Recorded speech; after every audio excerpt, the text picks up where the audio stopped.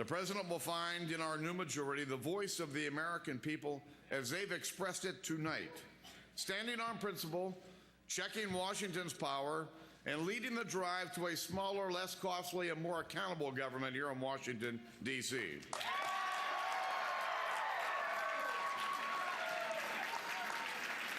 These are the principles our new majority will stand for. And we hope that, Mr. President, you'll stand with us in the hard work that lies ahead. Because we are humbled by the trust that the American people have placed in us, and we recognize that with this trust comes the responsibility to listen, and listen we will. Let's start right now by recognizing that this is not a time for celebration. It's a time to roll up our sleeves and go to work. We can celebrate when small businesses begin hiring again. We can celebrate when the spending binge here in Washington has stopped. And we can celebrate when we have a government that has earned the trust of the people that it serves. When we have a government that honors the Constitution and stands up for the values that have made America, America. Things like economic freedom, individual liberty, and personal responsibility. Listen, I hold these values dear because I've lived them. I've spent my whole life chasing the American dream.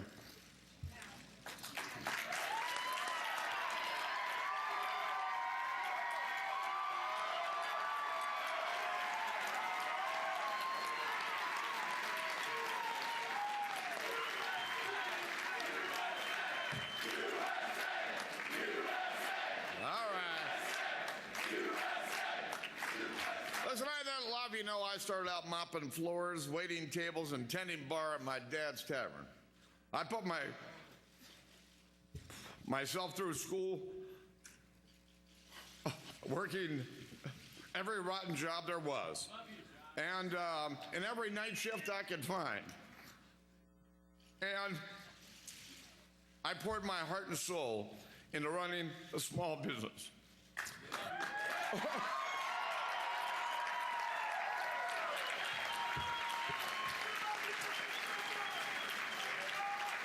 And when I saw how out of touch Washington had become with the core values of this great nation, I put my name forward and ran for office.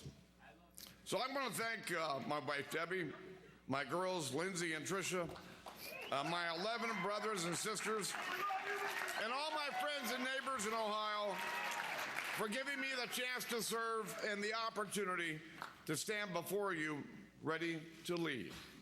Thank all of you. God bless you, and God bless our great country. Not to rain on anybody's parade, but I was led to believe it would be the Democrats who'd be crying tonight. Just one thing, not to question his sincerity in that, but to hear a career politician talk about Washington not listening. He's been in Washington since 1991, and he started in politics the year after I started in television. And at this point, I like to think of myself as a really old-timer in television. He's a really old-timer in politics. Having said that, and adding the one thing that we all agree on, that the best political impression, all respect to Tina Fey, the best political impression done by any current performer is Dan Aykroyd's version of John Boehner.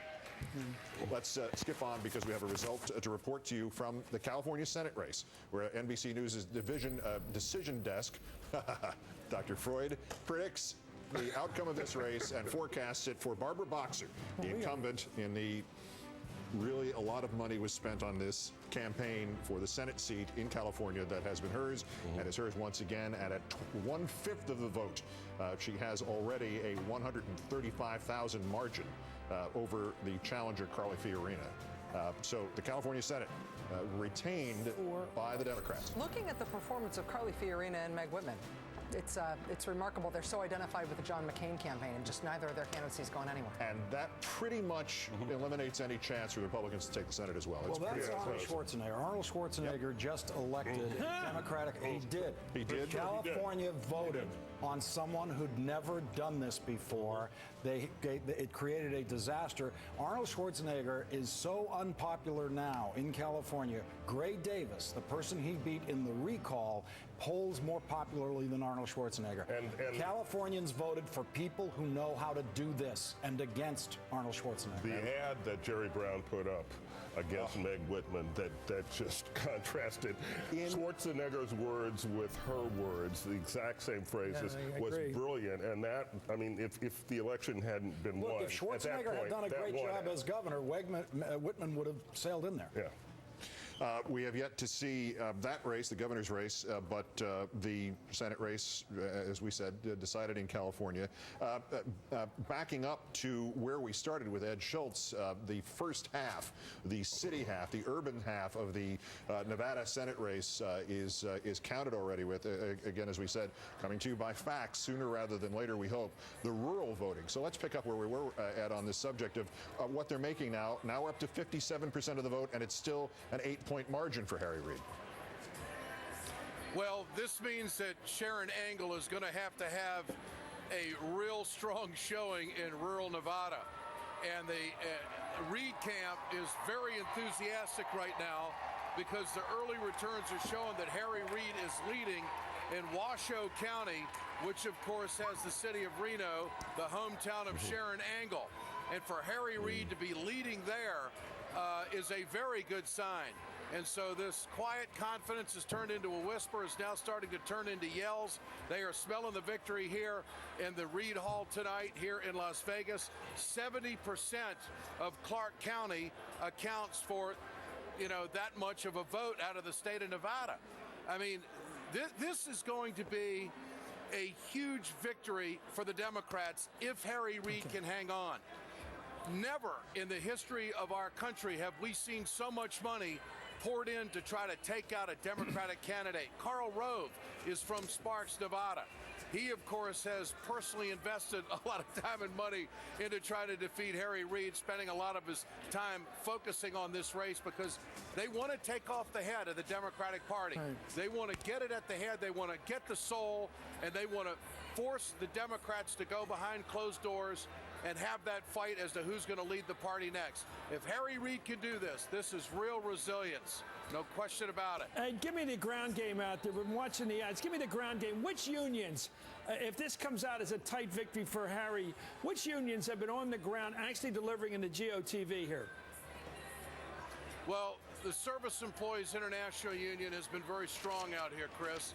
The steelworkers also have been very good. AFSCME, they collectively have done a great ground game for Harry Reid. There's a real parallel between the Daschle and Reid. Or should I say there's not a parallel, because all of the mistakes that they made in South Dakota, they knew this onslaught of effort from the Republicans was coming. So they organized early on. This is probably the most sophisticated ground game that the Democrats have ever had. And this has been the money versus the ground game. Not to say that Harry had any money, but the fact of the matter is the AFL-CIO put in a lot of resources here. They got after it big time. They went door to door. They did the phone banking. They did the mailing. They did the town hall meetings.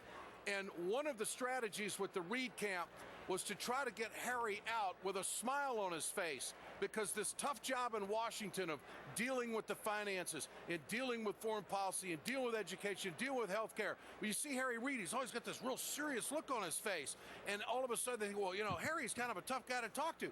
No, Harry Reid's a nice guy.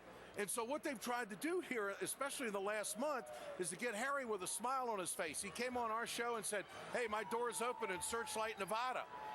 He's done everything he can to say, I'm from Nevada. I love this state. Dick Durbin was on the program the other night. He says, I want everybody to know that Harry Reid loves his state. He'll do anything for his state. But, it's interesting. You always talk to the cab drivers, because the cab drivers seem to know what the heck is going on.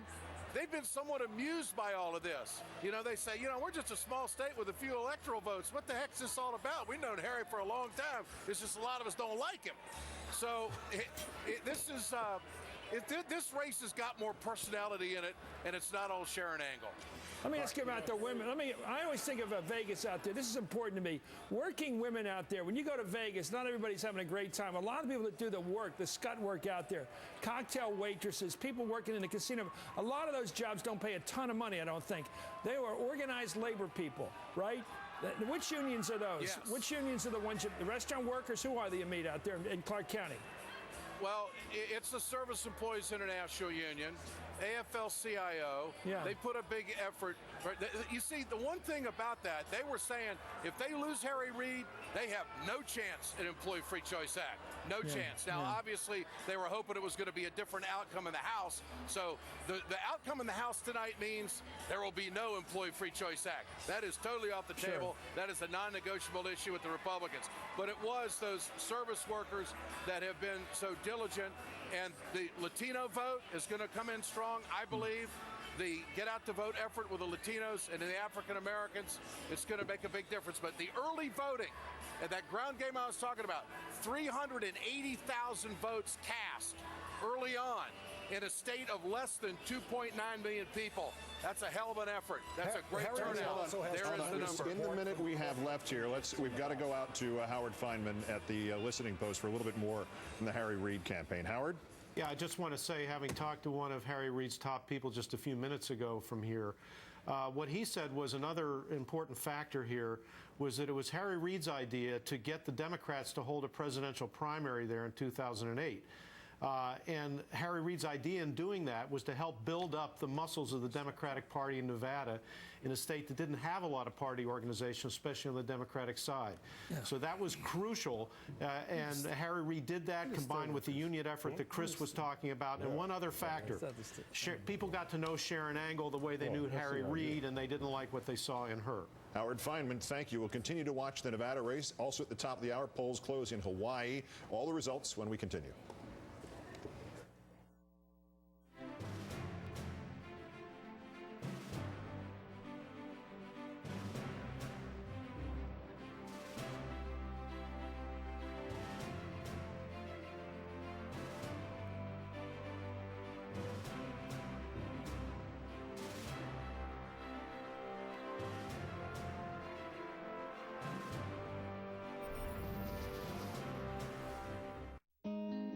Opportunity is a powerful force. Set it in motion, and it goes out into the world like fuel for the economy. One opportunity leading to another and another. We all have a hand in it, because opportunity can start anywhere and go everywhere. Let's keep it moving. Navigating today's real estate market is complicated. You've seen the signs. That's why having the right real estate agent is more important than ever. At RE/MAX.com, you can find experts in short sales or bank-owned properties or commercial real estate. Agents who can help speed up the process no matter how intricate. And that's good news, whether you're trying to sell or hoping to buy. Because the only sign you really want to see is sold. Nobody sells more real estate than RE/MAX. Visit RE/MAX.com today. One look can turn the everyday into romantic. An accidental touch can turn ordinary into something more. Moments can change anytime, just like that. And when they do, men with erectile dysfunction can be more confident in their ability to be ready with Cialis for daily use. Cialis for daily use is a clinically proven low-dose tablet you take every day, so you can be ready anytime the moment is right. Tell your doctor about your medical condition and all medications, and ask if you're healthy enough for sexual activity. Don't take Cialis if you take nitrates for chest pain, as this may cause an unsafe drop in blood pressure. Don't drink alcohol in excess with Cialis. Side effects may include headache, upset stomach, delayed backache, or muscle ache. To avoid long-term injury, seek immediate medical help for an erection lasting more than 4 hours. If you have any sudden decrease or loss in hearing or vision, stop taking Cialis and call your doctor right away. Ask your doctor if Cialis for daily use is right for you. For a 30-tablet free trial offer, go to Cialis.com. Maybe your small business isn't so small. You think big, dream big, have big ideas, and Charter Business offers the tools you need to find big success. Internet, phone, and TV. so you can reliably connect with customers and achieve bigger results, which is a big win for any small business. Save 20% or more on Charter Business Internet and phone and get Charter Business TV for free. Call 877-BIZBUNDLE today. The Premier Rewards Gold Card from American Express is designed to be brilliant. It's the only charge card to earn triple points on airfare, double points on gas and groceries, a single point on everything else. Points you can use for over 1 million rewards, including travel on any airline, anytime. The annual fee for the first year is on us, and you can earn 10,000 bonus points with your first purchase. Start earning brilliantly. Call 1-800